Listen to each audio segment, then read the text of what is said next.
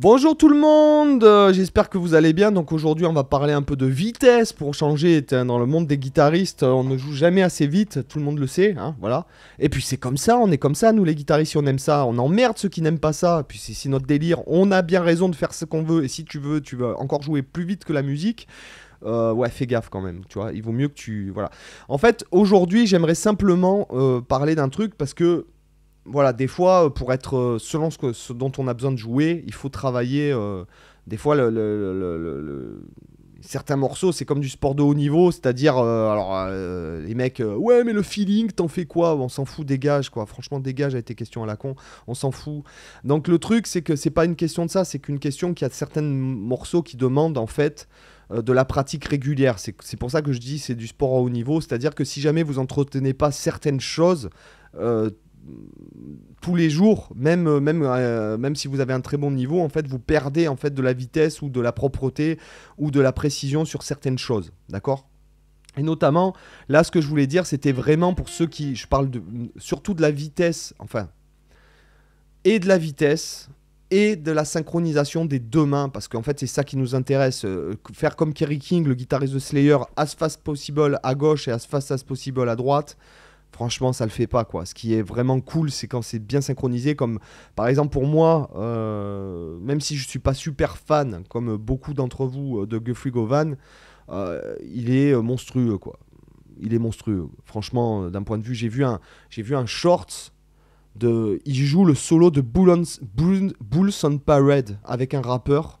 Non, à l'origine, c'est un morceau de Rage Against the Machine. Et en fait, Tom Morello fait son truc, vous savez, scratch avec le potard de volume, je sais pas quoi. Et Guthrie joue avec je crois que c'est un bottleneck, il imite les mêmes notes que fait Tom Morello en faisant du tapping comme un gaga. Putain, ça déchire, mais il déchire, quoi. Il déchire, le gars. Franchement, il est monstrueux, ce Guthrie Govan. Franchement, il n'y a pas à dire. D'accord? Donc là, en fait, ce qui va nous intéresser aujourd'hui, c'est pas... en fait, c'est de la méthodologie de travail pour, en fait, déjà être à l'aller-retour. Donc, par exemple, les morceaux comme Thunderstruck ou les trucs comme ça, s'ils sont sur une corde, c'est un bon exercice. Sinon, vous pouvez prendre ne serait-ce qu'une gamme et vraiment bosser comme ça.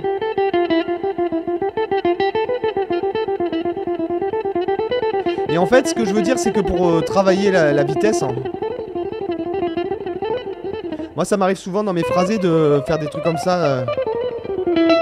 De faire des phrasés comme ça sur une seule corde, de faire des trucs. Et en fait, ce qui va nous intéresser, c'est pas de faire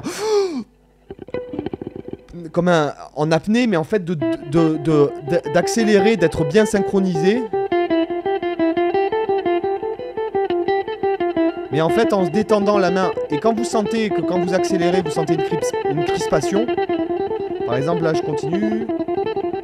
Là, je sens une crispation et je détends. Et si vous n'y arrivez pas, pensez au principe que j'ai donné dans la marche turque ou le principe de... Comment il s'appelle là, qu'on a fait le 5 décembre là, Mediterranean Dance. Mais en fait, cet impact-là, en fait, si vous voulez, ce truc de façon explosive, quoi. Mais essayez de...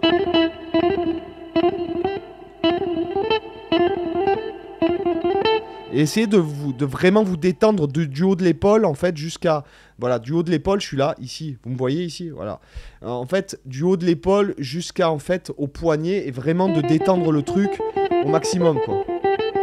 Et de tenir en endurance comme ça, et d'accélérer peut-être au fur et à mesure, même s'il n'y a pas le métronome.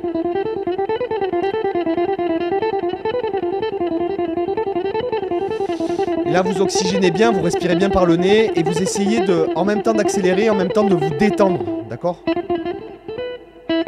Et par exemple, là, ce que je fais, c'est simplement... Là, j'atterris sur le si, donc c'est uniquement un exercice sur la gamme de Do, hein. Donc... Et j'atterris. Là, je m'arrête, vous voyez, et j'essaye... J'essaye vraiment de faire le truc rapide, mais en même temps, j'essaye de donner l'impulsion musculaire, puisqu'en fait, il y a il y a vraiment que 3 impulsions. Voilà, en fait, je vous donne les impulsions. Putain, c'est hyper difficile de faire ce que je suis en train de faire, de vous expliquer où je fous mes impulsions musculaires. Et là, du plus vite que je peux.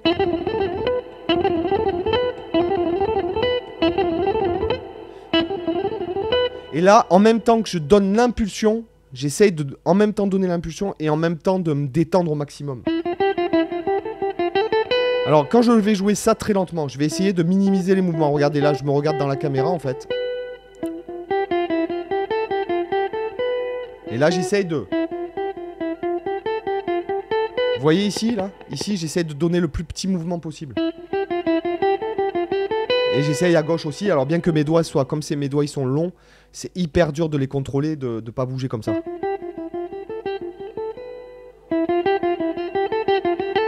Et après, on enchaîne.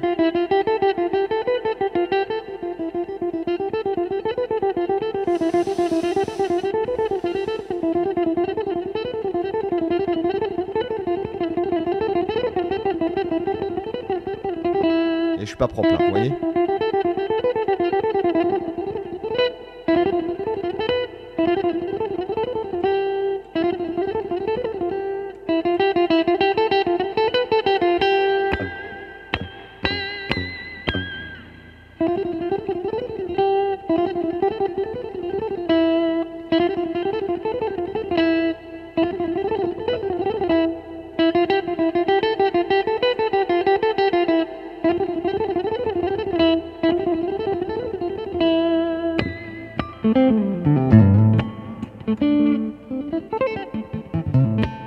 Ok, donc voilà, ça c'est une suggestion. Donc là, je pourrais passer des... Putain, moi tu vois, je pourrais passer des heures à vraiment faire ça.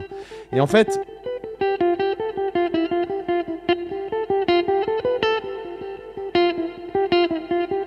Et après tu changes de corde, tu vois, parce qu'en fait l'épaisseur de la corde va jouer. Et après sur la corde grave. Et parce qu'en fait, je vous montre, ce qui va jouer, c'est que selon la corde que vous sélectionnez, ici... L'angle, comme tout change, en fait, ça... Donc, le poignet, il doit sélectionner la corde. D'accord? Ok? Et c'est plus dur dans les cordes graves parce que la position n'est pas la même. Il y a les autres cordes en dessous à gérer. Et la corde est plus épaisse. Donc, il faut vraiment s'entraîner.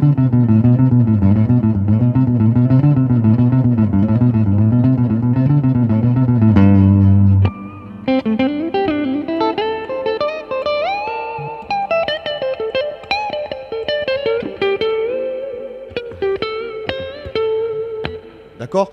Ce que je veux dire, c'est que voilà, il y a vraiment, il faut vraiment se détendre au maximum. Et après, voilà, chacun. Moi, je sais que c'est vrai que après, ouais, ça.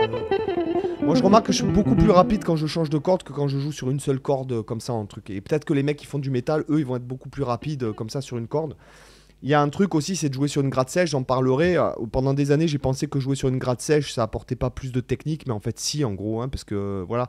Après, il faut quand même trouver un équilibre et pas faire que jouer sur la gratte sèche pendant longtemps, parce qu'après, quand on retourne sur la guitare électrique, je trouve que le son, par exemple, un mec qui est monstrueux, enfin, que j'aime, oui, que j'aime beaucoup, mais qui a pas un super son sur gratte électrique, c'est Aldi Meola, alors que sur acoustique, c'est quand même monstrueux, quoi. Voilà.